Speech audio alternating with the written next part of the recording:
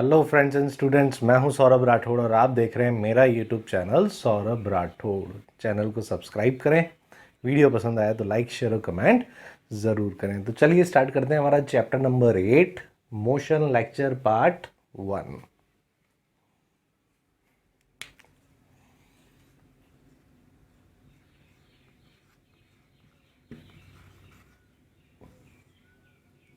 Okay so सबसे पहला question, how to define a motion, है ना। कोई भी ऑब्जेक्ट मूव कर रहा है, मोशन कर रहा है, तो उसे हम डिफाइन कैसे करें, है ना। That particular object is doing motion, how to define that, है ना। मान लो कि ये एक ऑब्जेक्ट है और इसका इनिशियल पोजीशन है ए और ये मूव करता हुआ पोजीशन बी पे चला गया। तो क्या इसने मोशन किया? हाँ, इसने मोशन किया, तभी तो ए से बी पे आया। तो अभी इस सिचुएशन को हम डिफाइन कैसे कर सकते हैं? इस ऑब्जेक्ट ने अपनी पोजीशन चेंज करी और इस पोजीशन को चेंज करने के लिए इसको कुछ ना कुछ टाइम लगेगा, है ना। सो मोशन को हम कैसे डिफाइन कर सकते हैं? The change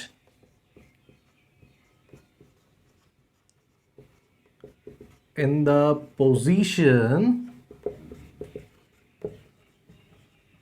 of an object with time. Simple सी डेफिनेशन हो गई। If an object changes its position with time, then we can say that object is doing motion. Okay, the change in the position of an object with time is what motion is. Okay, अच्छा, motion हर बार हमें दिखाई दे in the sense, कई बार motion का हमें indirect evidence भी मिलता है ना।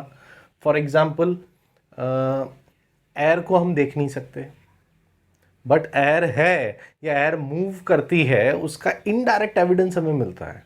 ठीक है, आपने फैन ऑन किया और बाल उड़ने लगे, ठीक है, पेजेस बुक के मूव होने लगे, है ना, डस्ट पार्टिकल उड़ने लगे। इसका मतलब क्या है ना, दैट एयर इज मूविंग, जिसे हम विंड बोलते हैं। तो ये विंड का मोशन हुआ ना, जो कि डायरेक्टली हमें नहीं दिखाई दे रही है एयर, बट उसका इनडायरेक्ट एविडेंस मिला हमें, क्योंकि विंड की वजह से या मूविंग एयर की वजह से दूसरा ऑब्जेक्ट्स मूव हो रहे हैं। ठीक है, तो कई बार इनडायरेक्ट एविडेंसेस हमें मिलते हैं। ओके, मोशन किसी ऑब्जेक्ट के लिए हो सकता है, किसी एक इंसान के लिए, एक पर्सन के लिए कोई ऑब्जेक्ट रेस्ट पे हो, बट वही ऑब्जेक्ट दूसरे के लिए मोशन में हो सकता है। फॉर एग्जाम्पल, आप जब बस में ट्रैवल करते हैं तो आप जब बस के बाहर देखोगे ना, है ना, तो एक आदमी बाहर रोड पे खड़ा है और आपकी बस ऐसे जा रही है, इस डायरेक्शन में मूव हो रही है, और आपने ऐसा बाहर देखा, तो वो आदमी आपको पीछे जाता हुआ दिखाई देगा, है ना, जबकि वो खड़ा है। तो आपके लिए वो मोशन में हो गया, जबकि वो खड़ा था, है ना, तो आपके लिए मोशन में हो गया। बट उसी आदमी के पास एक दूसरा आदमी भी खड़ा है, तो वो उस दूसरे आदमी के रेस्पेक्ट में पहला आदमी स्टेशनरी है।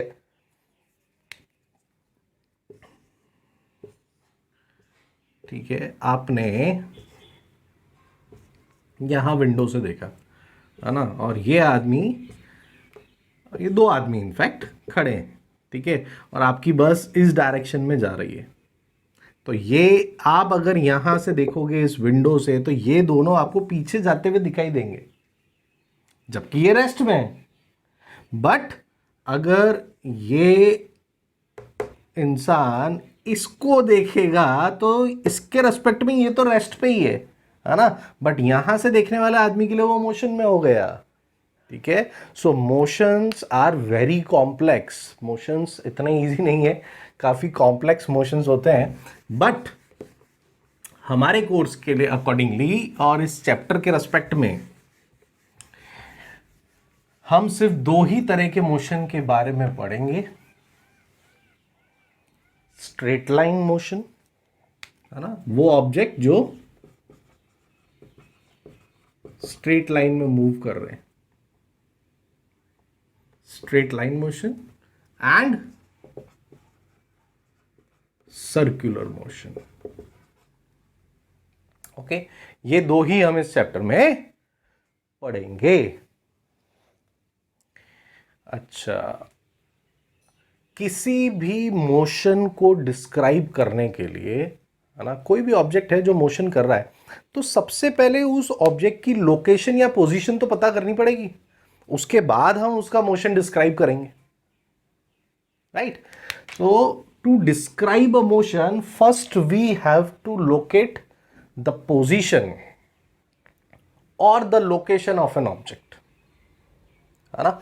और किसी ऑब्जेक्ट की पोजीशन या लोकेशन को निकालने के लिए हमें एक रेफरेंस पॉइंट की जरूरत होती है फॉर डिस्क्राइबिंग द लोकेशन और the position of an object, to describe the location, और you can say position of an object, we required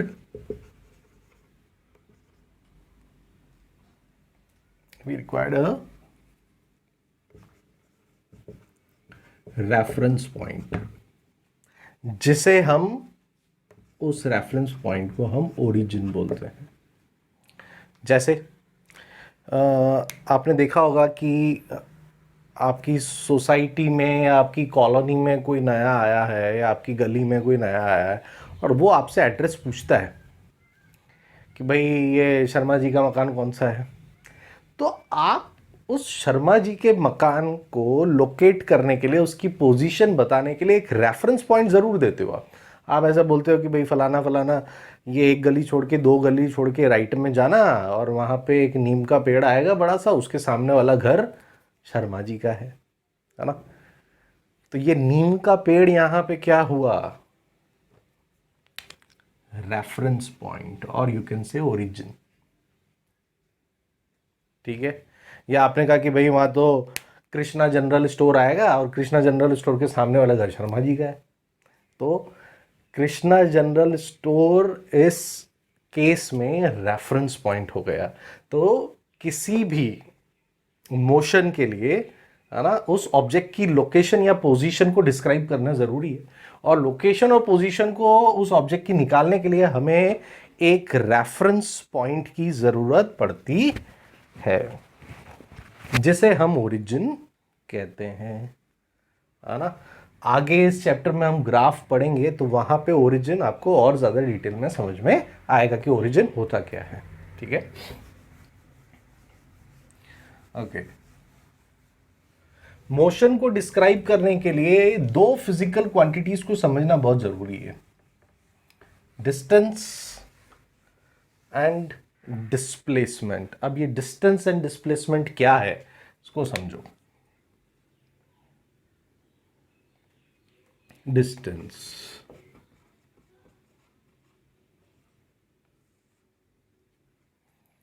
ठीक है ना, हम बोलते हैं कि भाई उसने इतना डिस्टेंस ट्रेवल करा, या इस सिटी से ये वाला सिटी इतने डिस्टेंस पे है। तो एक्चुअली डिस्टेंस है क्या, how to define distance. Okay, for example Ahmedabad to Vadodara is 130 kilometres, है ना, तो ये डिस्टेंस हो गई। बट ये 130 किलोमीटर है क्या एक्चुअली, इसको डिफाइन हम कैसे करें। इट मीन्स अगर हम अहमदाबाद से जाते हैं और वडोदरा पहुंचते हैं, तो वो जो पाथ है ना, उस पाथ, जिस रोड से हम जाएंगे उसकी लेंथ कितनी है, 130 किलोमीटर्स, ये मतलब हुआ इसका। तो डिस्टेंस को डिफाइन कैसे करेंगे हम, distance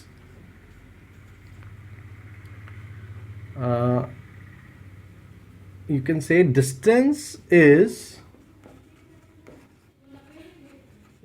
the length of the path, traveled by an object.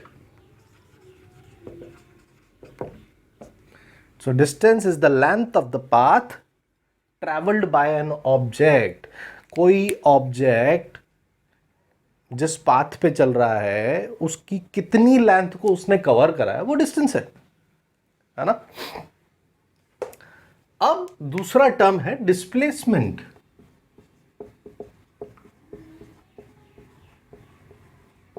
अब ये डिस्प्लेसमेंट क्या है? डिस्प्लेसमेंट यानी किसी ऑब्जेक्ट को अपनी प्लेस से डिस्प्लेस कर देना, उसे बोलते हैं डिस्प्लेसमेंट। तो डिस्प्लेसमेंट को कैसे डिफाइन करेंगे, है ना?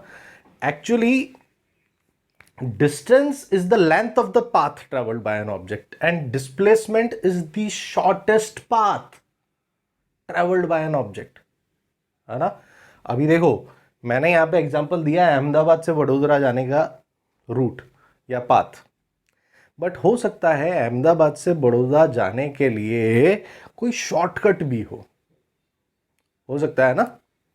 तो डिस्प्लेसमेंट जो होता है ना वो हमेशा शॉर्टेस्ट पाथ होता है from the initial to the final position. So इस एग्जांपल में इनिशियल पोजीशन अहमदाबाद है और फाइनल पोजीशन क्या है? वडोदरा। तो अहमदाबाद से वडोदरा की जो शॉर्टेस्ट पाथ होगी ना, शॉर्टेस्ट डिस्टेंस, उसे क्या बोलेंगे हम?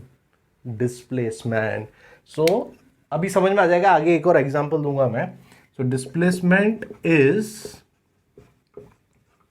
द शॉर्टेस्ट पाथ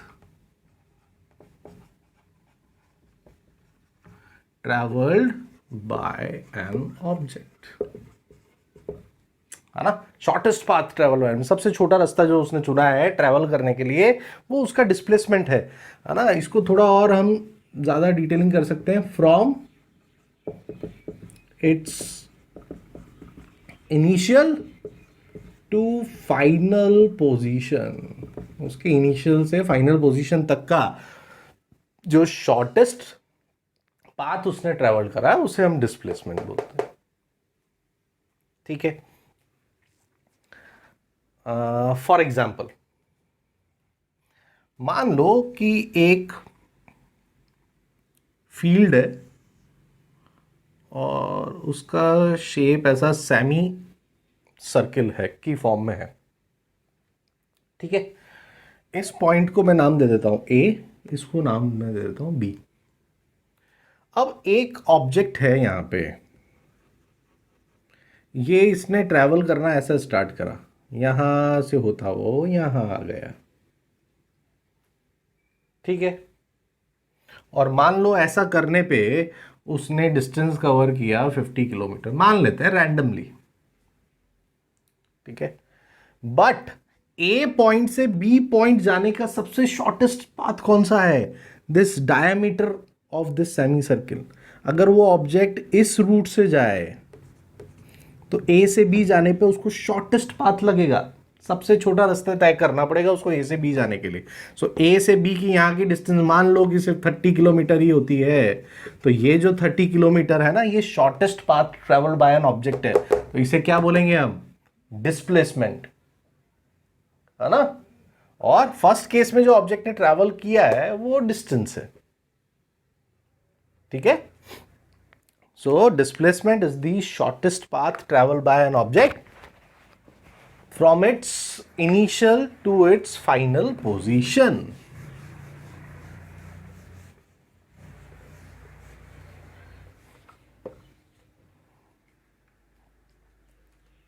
अब जो डिस्टेंस है इसमें मैग्नीट्यूड तो होता है बट कोई डायरेक्शन फिक्स नहीं होता, है ना। तो अभी देखो, अभी एक नया टर्म आ गया मैग्नीट्यूड। मैग्नीट्यूड किसे बोलते हैं?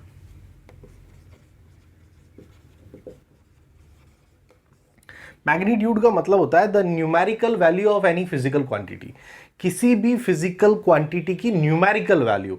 फॉर एग्जांपल आपने कहा कि भाई एक कार है जो 50 किलोमीटर पर आवर की स्पीड से चल रही है ना। एक इंसान है, उसका वेट कितना है? 60 kg है ना। मार्केट से आप मिल्क कितना लेके आए? 5 लीटर लेके आए भाई। तो यहाँ पे ये अलग अलग क्वांटिटी हो गई, ये स्पीड हो गई, ये मास हो गया, ये वॉल्यूम हो गया, ठीक है। बट इन सब के आगे ये जो न्यूमेरिकल वैल्यू लगी है ना, 50, 65 नंबर्स में जो वैल्यू है, इसे हम बोलते हैं उसका मैग्नीट्यूड। तो मैग्नीट्यूड की डेफिनेशन क्या हो जाएगी?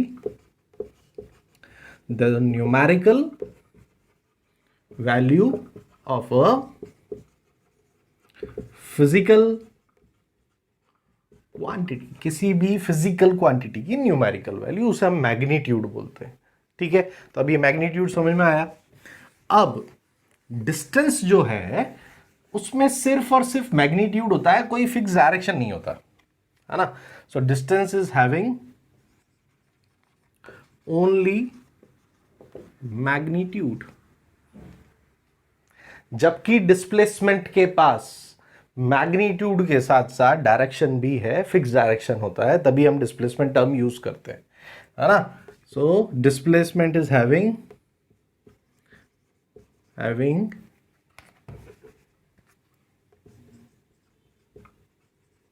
both magnitude as well as direction, ठीक है। ये दूसरा डिफरेंस हो गया। अब दो तरह की फिजिकल क्वांटिटीज होती हैं जिनमें सिर्फ मैग्नीट्यूड होता है, उन फिजिकल क्वांटिटीज को हम बोलते हैं स्केलर क्वांटिटी। तो देखो यहां पे सिर्फ मैग्नीट्यूड है डिस्टेंस, तो डिस्टेंस क्या हो गई? इज अ स्केलर क्वांटिटी, है ना। और जिनके पास magnitude as well as direction दोनों होता है, उसे हम बोलते हैं वेक्टर क्वांटिटी। तो displacement is a vector quantity, ठीक है। तो ये दूसरा डिफरेंस हो गया। अब डिस्टेंस जो है कभी भी जीरो नहीं हो सकता। डिस्टेंस जीरो कैसे हुआ? अगर डिस्टेंस जीरो हुआ इसका मतलब वो ऑब्जेक्ट रेस्ट पे है, वो मोशन कर ही नहीं रहा, और जब वो मोशन कर ही नहीं रहा तो डिस्टेंस कैसे हुआ, है ना। ये डस्टर ऐसा रेस्ट पे है, तो क्या ये मोशन कर रहा है? मोशन की डेफिनेशन हमने क्या लिखी थी? The change in the position of an object with respect to time. तो इसकी पोजीशन चेंज हो ही नहीं रही, तो ये रेस्ट पे है, और जब रेस्ट पे है तो ये डिस्टेंस कैसे ट्रेवल कर सकता है ना। तो distance can never B zero, distance कभी जीरो नहीं हो सकता, can never B zero. But क्या डिस्प्लेसमेंट जीरो हो सकता है? बिल्कुल हो सकता है। कैसे? देखो यहां पे देखो, फर्स्ट पॉइंट में हमने क्या लिखा है? Shortest path travel by an object from its initial position to final position, से लेके इनिशियल से फाइनल पोजीशन तक का जो शॉर्टेस्ट पाथ होता है।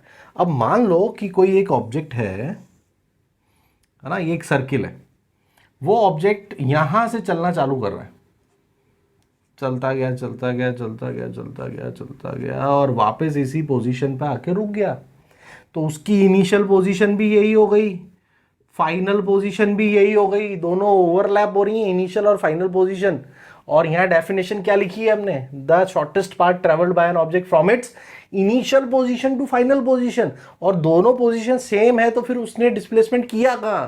सो इस केस में जहां पे इनिशियल और फाइनल पोजीशन सेम हो जाती है, डिस्प्लेसमेंट क्या हो जाता है? जीरो।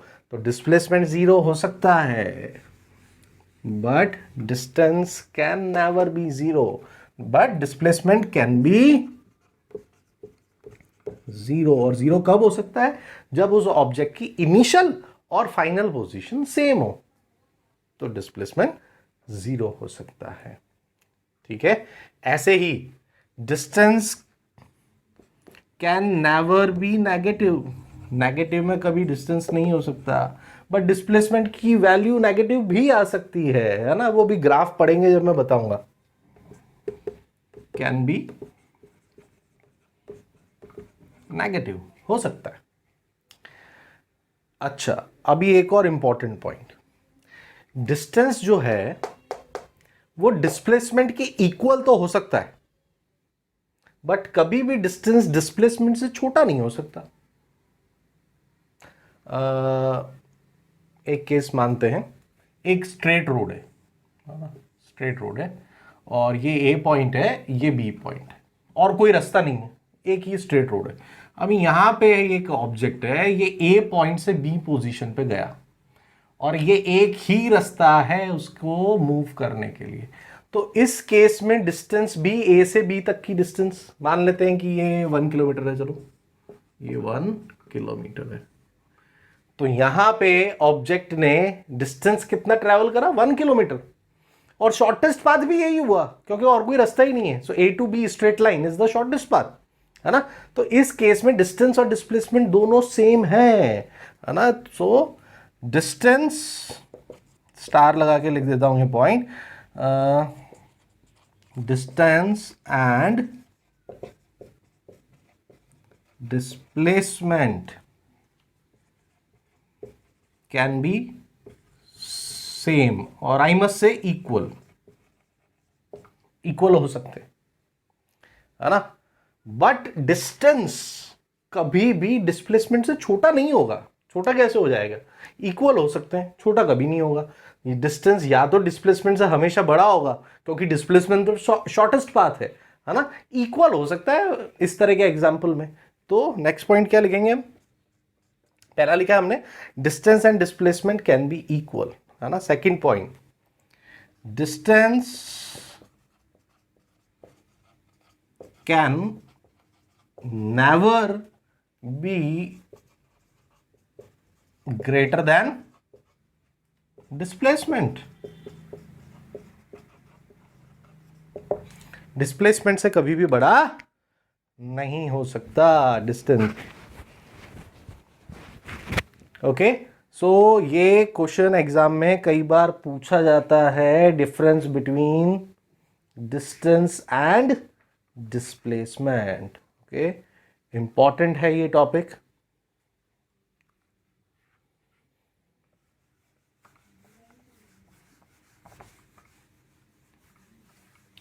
ओके, अभी नेक्स्ट टॉपिक है हमारा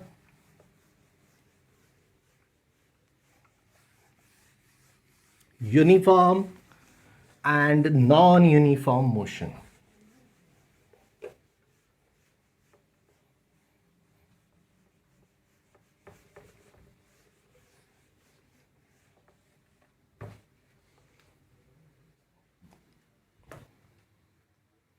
uniform and non uniform motion. तो पहले हम बात करते हैं यूनिफॉर्म मोशन की।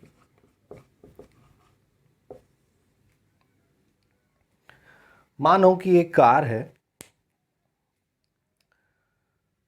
उसने फर्स्ट आवर में 60 किलोमीटर ट्रैवल किया, फर्स्ट आवर में 60 किलोमीटर ट्रैवल किया। उसके बाद सेकंड आवर में, दूसरे घंटे में भी फिर 60 किलोमीटर ट्रैवल करा, थर्ड आवर में फिर 60 किलोमीटर ट्रैवल करा, फोर्थ आवर में भी 60 किलोमीटर ट्रैवल किया। इसका मतलब ये कार, और यू कैन से this object covers equal distance in equal time interval, है ना। इक्वल टाइम इंटरवल थे सारे, 1 आवर के टाइम इंटरवल थे, और उसमें इक्वल डिस्टेंस ट्रैवल कर रहा था वो 60 kilometre. So such type of motion is known as uniform motion. If an object covers equal distance in equal time intervals, है ना। If an object travels equal distance in equal time intervals, then that object is doing uniform motion, है ना। If an object travels equal distance in equal time intervals, then that object is doing uniform motion, है ना। Non uniform motion क्या होगा? देखो, अगर हम day to day life की बात करें, प्रैक्टिकल लाइफ की हमारे बात करें, तो ज़्यादातर मोशन जो है वो यूनिफॉर्म होते नहीं है ना? इमेजिन करो, आप कार लेके बाहर रोड पे निकल रहे हो, बाइक लेके या बाइसिकल लेके, what ever, equal time interval में इक्वल डिस्टेंस ट्रैवल कर पाओगे? नहीं कर पाओगे। ठीक है, कभी रोड खाली मिलेगी तो स्पीड ज़्यादा कर दोगे, कभी रोड पे ट्रैफिक ज़्यादा होगा तो स्पीड कम करनी पड़ेगी, कभी रुकना भी पड़ जाएगा, है ना? सो अगर इस डेफिनेशन में हम ये चेंज कर दें, if an object travels unequal distances in equal time interval, तो वो किस तरह का मोशन हो जाएगा? नॉन यूनिफॉर्म मोशन हो जाएगा, है ना? मान लो पहले वाला एग्जांपल से ही कंपेयर करते हैं हम। फर्स्ट आवर में उस कार ने ट्रैवल किया 60 किलोमीटर, बट सेकंड आवर में उसे थोड़ा ज़्यादा ट्रैफिक मिला तो वो 40 किलोमीटर ही ट्रैवल कर पाया। थर्ड आवर में बिल्कुल रोड खाली मिल गया तो उसने 80 किलोमीटर ट्रैवल कर लिया। तो यहाँ पे टाइम इंटरवल तो सेम है, 1 hour 1 hour 1 hour, but distances जो उसने ट्रैवल करा वो अनइक्वल है। पहले 60, फिर 40, फिर 80। So such type of motion is known as non-uniform motion. So if an object travels unequal distances in equal time of interval, then such type of motion is known as non-uniform motion. Okay. Yes, so आज के lecture में इतना ही रखते हैं। ठीक है, अभी next lecture में स्पीड, वेलोसिटी और एक्सेलरेशन सब पढ़ेंगे हम। ठीक है, सो आज के लेक्चर में इतना ही। मेरे चैनल को सब्सक्राइब करें और वीडियो पसंद आया तो लाइक, शेयर और कमेंट ज़रूर करें। जय हिंद, जय भारत, नमस्कार।